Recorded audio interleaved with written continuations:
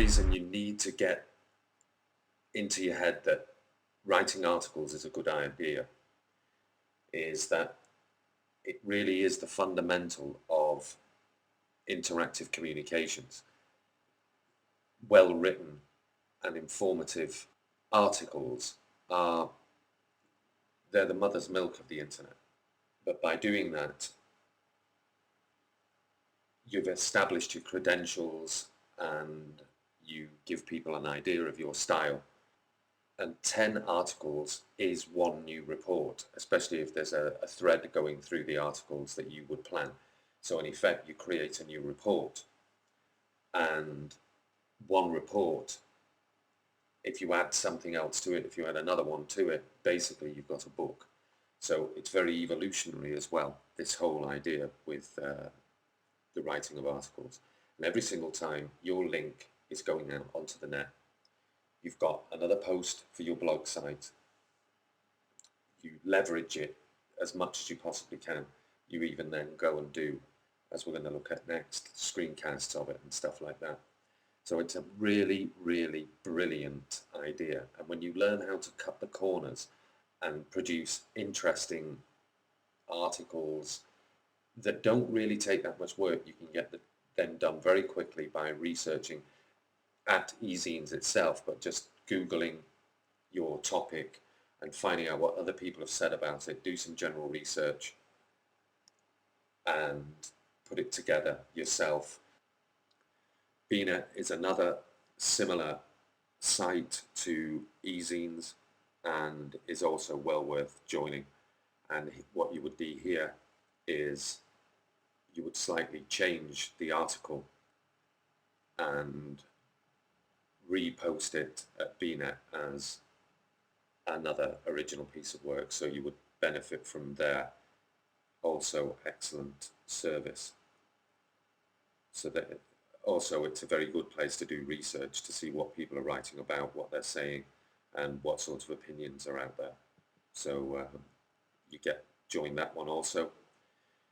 Okay, the next part of it, of getting this information out there, the written word is very important. It's going to help you establish who you are, what you stand for, your style, what you believe. It says a lot. But once you've done that, you can then turn it into screencasts. Now, screencasts are quite simply films of screens, and it's what you're watching right now, as opposed to a video, which I see as being something which is taken with a video camera and probably includes live action of people and stuff. So screencast is basically what you're looking at now. And these things are absolutely brilliant because you can do them with a slide program like PowerPoint or Keynote, and you get to produce these fantastic, useful videos very easily. Okay, the first place we're at here is techsmith.com, and here you can see Jing. Well, you could see Jing, and there they have their other offering of Moray, but Jing here, absolutely fantastic thing, and it's free and it works on both PCs and Macs, and it allows you to record 5-minute stuff. If you get familiar with that, very nice. TechSmith use Jing in many ways to get you over here to also check out their purchasable program, which is called Camtasia. And there she is, Camtasia, where you can do a free trial, works on the PC. It's actually quite expensive at $2.99, but once it's done, it's done. But also I do know that some people have used several email addresses to get the free trial. So, you know, with some clever work, you can get yourself quite a bit of time and, yeah, you know, get that amount of work out of the way, possibly. However, I'm not really suggesting that. For the Mac, you've got Snaps Pro X, which comes in at $69. See the difference in prices there. Snaps Pro X, absolutely wonderful program. I've been using this one for years, and very, very simple, very easy, does exactly what you need it to do, and prepares movies very nicely that you can take over to iMovie and finish off. So that one's absolutely fantastic. Then we also have, very important now, the new kid on the block, if you like, ScreenFlow, which is for the Mac 10.5. I've seen the demos of it, and it's absolutely wonderful what it can do. This one's a real step ahead. And for those of you who, you can try Jing, that's for free, and if you get to grips with that, that can be very useful. Here at camstudio.org, there's Cam Studio, which is open source, free streaming video software.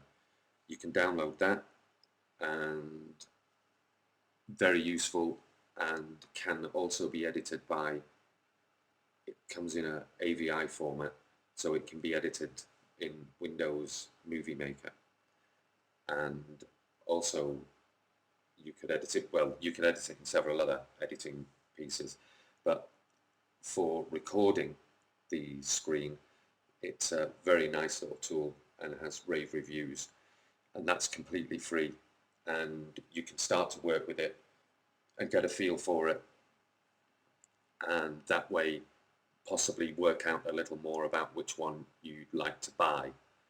And don't forget, you can use that one and also use the free trial with Camtasia. Okay, so that's where you want to go next and get this stuff sorted out, because in the next few videos I'm going to show you how to actually make the screencast, where to get the information, what to do, how to put it together, and what to do next, so you can make some really tasty, professional, informative, top quality screencasts that you can post all over the web at your will. Not forgetting, of course, that once you've done screencasts, you can now start leveraging YouTube, because whatever you put into that format, you can upload into YouTube. So the next part then of the master strategy, the third leg on which this one stands, is the podcast. So for those of you that don't already have the equipment, this is Audacity, which is an excellent audio editor and recorder that works on Windows and Macs. So excellent, and will record stuff into MP3 formats for you. Also down here you can see what else I've put it into. So it's a brilliant piece of equipment, and will now allow you to, in effect, create podcasts, which you'll use.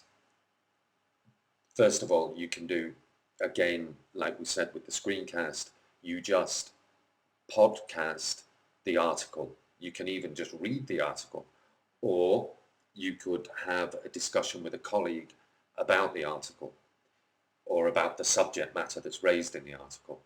So as everything interconnects, but each of the media is leveraging its benefits. So when it's the spoken word, make the spoken word punchy, fast, provocative, thoughtful, whatever, but keep people interested. When it's visual, then go for the visual, and the same goes for the written. So there's the three main legs on which all of this is going to stand. So Audacity is very useful for you, and then also at podproducer.net you can get the PodProducer podcast tool, also completely free, and also very nice and very easy to use. So you can produce MP3s here and turn them into podcasts, and it also creates that library concept as well. When you've got 10 or 12 or 30 or 70 of these things, they really do add a high level of credential to your reputational establishment. That's pretty much everything that we need to look at for now. Okay, so I'll see you in the next video.